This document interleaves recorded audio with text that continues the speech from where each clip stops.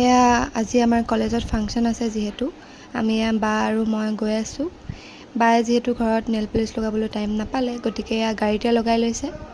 তাৰপিছত আমি গৈ পালোঁ এয়া প্ৰগ্ৰেমত। এয়া সকলোৱে নিজৰ নিজৰ কামত লাগি আছে আৰু।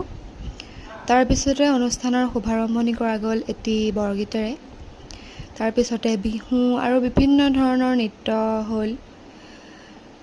তাৰপিছত এয়া মই এংকৰিং কৰি আছিলোঁ, বা আৰু মই যিহেতু এংকৰিঙত আছিলোঁ। এয়া দুয়োজনীয়ে আৰু এয়া ভিতৰতে এয়া নাচিছোঁ।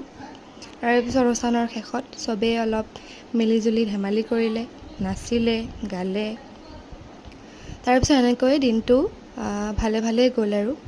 তাৰপিছত সন্ধিয়াই হ'ল, আমি এয়া বা মই আহি আছোঁ।